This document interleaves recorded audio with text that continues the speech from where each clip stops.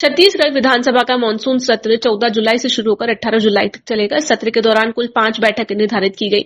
समय सीमित होने के चलते विपक्ष ने हर दिन स्थगन प्रस्ताव लाकर सरकार को घेरने की रणनीति बनाई। वहीं सरकार ने भी विपक्ष के हमलों से निपटने की पूरी तैयारी कर ली है। मुख्यमंत्री विष्णुदेव साय ने कहा कि सरकार हर मुद्दे पर जवाब देने के लिए तैयार है। सत्र के दौरान राजस्व, आवास एवं पर्यावरण विभाग से जुड़े महत्वपूर्ण विधेयक और अनुपूरक बजट प्रस्तावित किए जा सकते हैं। विपक्ष की ओर से विभागीय गड़बड़ियां समेत विभिन्न जनहित से जुड़े मुद्दों को लेकर सरकार को घेरने की संभावना है। अच्छी तैयारी है। 14 जुलाई से लेकर 18 जुलाई को विधानसभा का मानसून सत्र है और कल कैबिनेट भी है।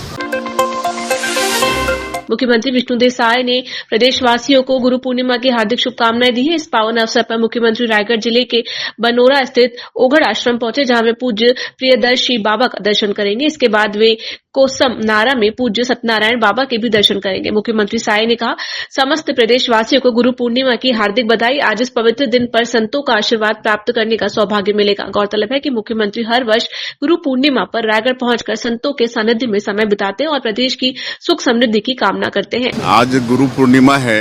सबसे पहले तो समस्त छत्तीसगढ़ वासियों को गुरु पूर्णिमा की बहुत बहुत बधाई और शुभकामनाएं। और हम रायगढ़ क्षेत्र से वहाँ की जनता ने 20 साल हमको सांसद बनाया था, तो पहले से ही हम वहाँ पर गुरु पूर्णिमा में बनोरा ओघड़ आश्रम पूज्य प्रियदर्शी बाबा जी का दर्शन करते आए हैं। और वहाँ पर कोसम नारा में श्री सत्यनारायण बाबा जी हैं, जो बिना अन्न जल ग्रहण किए वर्षों से तपस्यारत हैं, तो उनका भी आज के दिन में हम दर्शन पूजन करते हैं। तो आज हम रायगढ़ जा रहे हैं। उप मुख्यमंत्री अरुण साम ने नवा रायपुर स्थित निर्माणाधीन विधानसभा भवन का निरीक्षण किया। उन्होंने कार्य प्रगति की समीक्षा करते हुए अधिकारियों को तय समय सीमा में निर्माण कार्य पूरा करने के निर्देश दिए। श्री साम ने कहा कि नया विधानसभा भवन राज्य की गरिमा का प्रतीक होगा, इसलिए कार्य की गुणवत्ता में कोई समझौता नहीं होना चाहिए। फिलहाल भवन का सिविल वर्क लगभग पूरा हो चुका है और फर्नीचर व इंटीरियर का कार्य प्रगति पर है। निरीक्षण के दौरान पीडब्ल्यूडी सचिव डॉक्टर कमलप्रीत सिंह समेत वरिष्ठ अधिकारी उपस्थित थे। छत्तीसगढ़ विधानसभा का नया भवन तैयार हो रहा है। आप सब ने देखा कि चारों तरफ काम चल रहे हैं और लक्ष्य है कि हम सितंबर तक विधानसभा के भवन का निर्माण पूरी तरह से कंप्लीट कर लें, ताकि 1 नवंबर को इसका लोकार्पण हो जाए। इस लक्ष्य को लेकर चल रहे हैं और इसीलिए तेज गति से अब काम चल रहा है। सिविल का काम लगभग समाप्त हो चुका है, अब इंटीरियर का काम चल रहा है। इंटीरियर के काम भी ब्लॉक ए और सी दोनों में लगभग पूर्णता की ओर है। जो मुख्य सभागार है, उस सभागार का काम अब पूरी प्राथमिकता से हो रहा है और निश्चित रूप से विभाग ने ये लक्ष्य रखा है कि हम सितंबर तक पूरी तरह से इस भवन को तैयार कर दें। कांग्रेस प्रदेश अध्यक्ष दीपक बैस के गरियाबंद पहुंचने पर कार्यकर्ताओं ने नाकापारा में जोरदार स्वागत किया। इसके बाद वे मेनपुर में जज न्याय पदयात्रा में शामिल होने रवाना हुए। पत्रकारों से चर्चा में बैस ने मेनपॉट में चल रहे भाजपा चिंतन शिविर को पिकनिक बताया और कहा कि यदि सरकार ने 1.5 साल में काम किया होता तो मंथन की जरूरत नहीं पड़ती। उन्होंने खाद्य संकट, शिक्षा व्यवस्था और बेरोजगारी को लेकर भी सरकार को घेरा। उन्होंने क्या किया जरा ये तो बता दे। हम तो आज भी पूछ रहे हैं, श्वेत पत्र जारी करे वो भारतीय जनता पार्टी की सरकार कि आज तक 1.5 साल में उन्होंने छत्तीसगढ़ की जनता के लिए क्या क्या किया है। एक श्वेत पत्र जारी कर ले, एक सूची जारी कर ले, ताकि छत्तीसगढ़ की जनता भी तो देख सके। अगर 1.5 साल में उन्होंने काम किया होता तो मंथन चिंतन शिविर की आवश्यकता क्यों पड़ती उन्हें? चिंतन शिविर थोड़ी, अब तो मतलब इतने उनको चिंता नहीं है। किसान खाद के लिए भटक रहा है, छात्रा स्कूल के लिए, टीचर के लिए हड़ताल पर कर रहे हैं। ड्रेस पहुंचा नहीं है, कापी पुस्तक पहुंचा नहीं है। अब मैनपुर में जाके नैन मटक्का कर रहे हैं। क्या यही सरकार, क्या जनता की गाड़ी कमाई का दुरुपयोग नहीं है? क्या सरकार के पास इतनी टाइम है पिकनिक मनाने जा रहे हैं, वहाँ नैन मटक्का कर रहे हैं? जनता सब देख रही है। आने वाला 3 साल के बाद इस सरकार को जबरदस्त जवाब देगी, इसकी जनता ने तैयारियां कर ली है।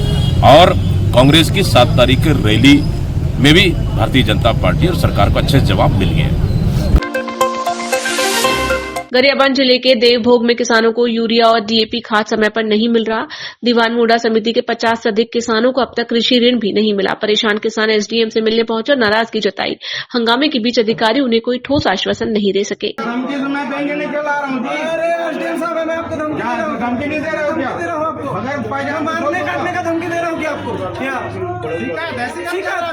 और हम 4000 देने के लिए तैयार हैं। अरे दे रहे तुम्हारे पास सब दे रहे।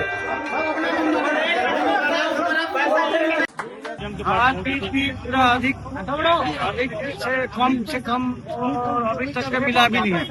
इसके बाद क्या हुआ है, लापरवाही लोग करके किसानों को गुमराह करके चेक 5 के 5 के आज मिलेगा कल मिलेगा करके बहलाया जा रहा है। कितना दिन से परेशान हो गए? बहुत दिन से हम लोग परेशान है, 1-1.5 महीना हो गया परेशान में। क्या क्या नहीं मिल रहा है? हम लोगों को खाद नहीं मिल रहा है, नगद नहीं मिल रहा है पैसा। बीज तो आधा अधूरा दिया और हम खरीद के बोए। अभी खातों के लिए परेशान झेल रहे हैं, डीएपी के लिए डीएपी भी नहीं ला रहा है, न पोटाश न यूरिया। उसके बाद उसके द्वारा जितना भी काम कर रहा है वो किसानों को धोखा दिया जा रहा है। अभी एसडीएम साहब क्या बोले? और शुक्रवार को आप लोगों को किसी भी हालत दिला देंगे बोले आश्वासन आती है। और खरीदी समय धान खरीदा है, अभी 1 ट्रक धान दीवान मुड़ा में भर के रखा है। अब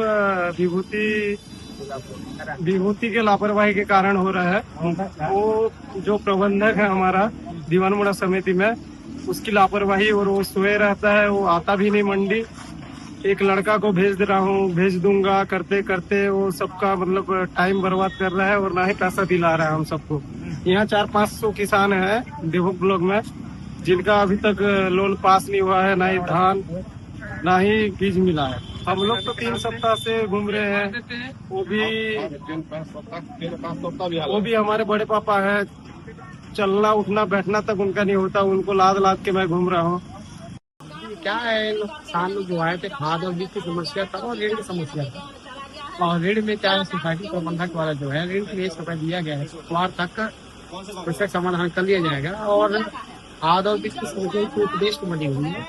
और जैसे खाद का जैसे डीएपी खाद है, तो डीएपी खाद जो है उनका ऑप्शन खाद दिया हुआ है, उसको उपयोग करेंगे।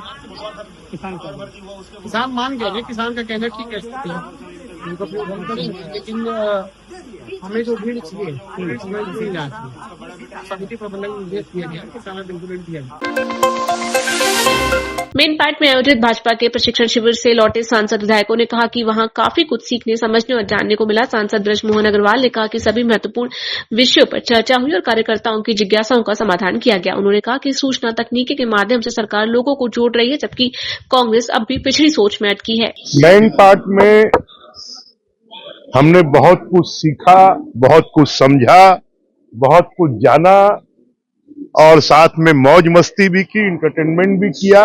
जो जीवन के लाइफ में जितने काम करने होते हैं वो सब काम वहां पर किए। सोशल मीडिया वाली बात पे कांग्रेस बोल रही है कि वहाँ घोटाले में भाजपा सीरियस है कि सोशल मीडिया पे ध्यान नहीं दे पा रही, इसमें सोशल मीडिया पर ध्यान। ऐसा है कि सोशल मीडिया के कारण ही और सोशल मीडिया के सपोर्ट के कारण और मोदी जी ने पूरे देश के लोगों को डिजिटल बना दिया, लोगों को आईटी से जोड़ दिया और उसे कल 3 बार हम सरकार में आए हैं और 4थी बार फिर हम आएंगे और कांग्रेस जो है वो ऐसे ही रहेगी। शिक्षा, धर्मांतरण और इस तरह के भी मुद्दे निश्चित रूप से जो छत्तीसगढ़ के मुद्दे हैं सभी मुद्दों पर वहां पर चर्चा हुई है और जो चर्चा हुई है, बातचीत हुई है, जो कार्यकर्ताओं को समझाया गया है, जो जिज्ञासाएं हैं कैसे वर्किंग करना चाहिए उनको शांत किया गया है और सभी सरकार जिन जिन मुद्दों पर सरकार ने काम किया और भविष्य में काम करने वाले हैं उसके बारे में भी कार्यकर्ताओं को बताया गया। सर, एक केजरीवाल की हिंदी भाषा को लेकर लगातार बात हो रही है पूरे देश में।